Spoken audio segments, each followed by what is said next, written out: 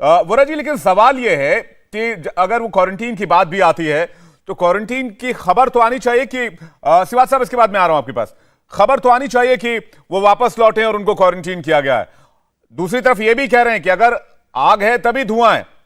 भूमिका who Jintao की क्या है और वेन जियाबाओ की क्या है, इस पर भी सवाल है कि कहीं उन दोनों ने मिलकर तख्ता पलट तो नहीं कर दिया और इसलिए उनको हाउस अरेस्ट कर लिया गया। तो बहुत सारी बातें आ रही। दीपक वोरा जी, आपने जिक्र किया है अभी कि आग के बिना धुआं नहीं होता। चीन में आग हो या ना हो, धुआं ही धुआं होता है हर चीज पे। हर चीज को छुपाने की कोशिश करते हैं। सर, मेरा यकीन है, ये जो नाम लिए हैं हमारे प्रोफेसर साहब ने, ये टोंग छाम बांग छांग बिन खातो थापो थापो, जितने भी नाम आपने लिए आपको मुबारक हो, मुझे कोई समझ नहीं आया। पर इतना मैं आपको बता देता हूँ कि जो मुझे आई है फ्रॉम माय फ्रेंड्स डिप्लोमेट्स पूरी कई इंपॉर्टेंट देशों में, कि ये बहुत अनयूजुअल चीज हो रही है और लगता है कि ये डरा हुआ है, ये डरपोक है, ही इज अ कावर्ड। इसीलिए वो या तो वो छुप गया है कहीं जाकर अपने जो उसके समर्थक हैं उनको साथ लेकर, या फिर उसको घेर लिया गया है, उसको बाहर नहीं आने दे रहे। इन दोनों में से एक ही संभावना हो सकती है। ये नहीं हो सकता कि वो क्या वो क्वारंटीन जो कहते हैं घुर गया, उसकी तो जीरो कोविड पॉलिसी है। तो फिर अगर वो आया है वहां से समरकंद से, अब पूरे बीजिंग को लॉकडाउन कर दीजिए। What is this arrant nonsense? Sir, ये इतने बेवकूफ हैं, ये सोचते हैं कि पूरी दुनिया बेवकूफ है। दुनिया बेवकूफ नहीं है, ये इनकी सबसे बड़ी कमजोरी है। सो माई फर्म कन्विक्शन स्टिल, जब तक आगे खबर नहीं आती कि देयर इज ट्रबल ब्रूइंग, या इसने अपने आप को कहीं छुपा के रखा है या लोगों ने इसको जबरदस्ती बाहर कर दिया है फ्रॉम द लाइमलाइट। जी नेक्स्ट क्या होता है आप देखिएगा सर। बिल्कुल। आरसू, मैं आपके पास आऊं सिवाज साहब से एक छोटा सा सवाल।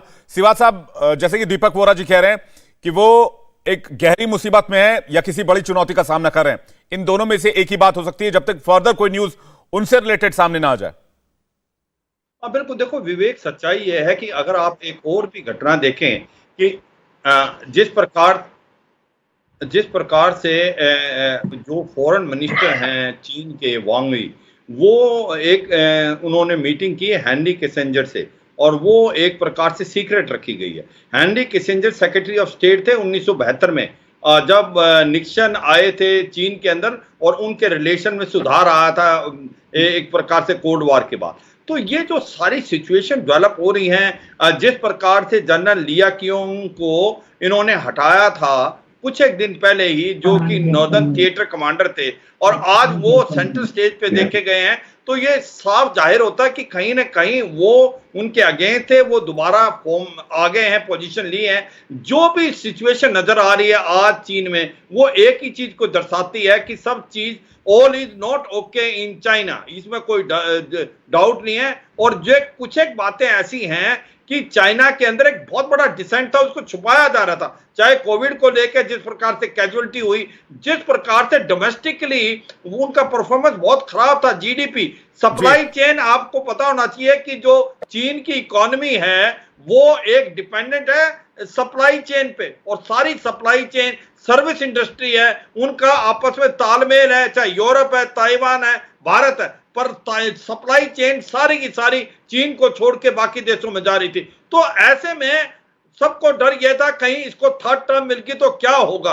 और मुझे लगता है ये एक विंडो ऑफ अपॉर्चुनिटी हुई जब वो एससीओ मीटिंग में समरकंद में गए, तो ये कार्रवाई जो हु जिंताओ है, पुराने प्रेसिडेंट 2002 से 12 तक थे, उन्होंने मिलके पुराने प्राइम मिनिस्टर से मिला के ये कार्रवाई की। और जो लियो कियोंग है, जो लेफ्टिनेंट जनरल थे, मुझे लगता है उनको एक पीएलए का हेड बनाया है। और इसमें सच्चाई इसलिए ज्यादा लग रही है क्योंकि अगर कुछ नहीं है तो फिर जो उनका ऑफिशियल मीडिया है वो आके कुछ क्यों नहीं करता कि ये नहीं, योगेश्वर जी कह रहे हैं कि ऑफिशियल मीडिया जो है, तो ये सारी चीज दर्शाती है ऑफिशियल मीडिया शी जिनपिंग के बारे में बहुत कुछ नहीं लिखता। लेकिन एक देश का, चाइना जैसे कंट्री का राष्ट्रपति अगर 4 दिन से नहीं दिख रहा है तो सवाल तो पूछे जाएंगे। आरजू काजमी, ऐसा बहुत कम होता है या होता ही नहीं है कि चाइनीज राष्ट्रपति या किसी देश का राष्ट्रपति 4 दिन के लिए लापता हो जाए। और चाइना में तो राष्ट्रपति ही सर्वोसर्वा है, और वो तो आपके भी सर्वोसर्वा है। बिल्कुल, आप ठीक कह रहे हैं, और हमारा चाइना के बगैर गुजारा नहीं है। लेकिन प्रॉब्लम ये है विवेक कि जो आपको लग रहा है कि अगर ये इनके प्रेसिडेंट को हटा दिया गया है, हाउस अरेस्ट कर दिया गया, तो उससे पाकिस्तान को कोई फर्क पड़ता है? हम तो पहले ही सब कुछ मॉर्टगेज कर चुके हैं, कुछ बचा नहीं हमारे पास कि कोई नया आके हमसे ले लेगा, तो इसलिए हमें तो खास परवाह नहीं। हो सकता है कोई नया आके वापस दे दे हमें कि मोटरवे भी वापस ले लो, ये एयरपोर्ट्स भी वापस ले लो, ऐसा कुछ हो सकता है। लेकिन इससे ज्यादा जितना हम अंदर जा चुके हैं, नहीं, वो अभी F-16 आने वाला है आरजू, इससे ज्यादा नहीं हो सकता। आरजू आपने कहा कुछ बचा नहीं है, वो F-16 आने वाला है, कहीं वो ना कैंसिल हो जाए।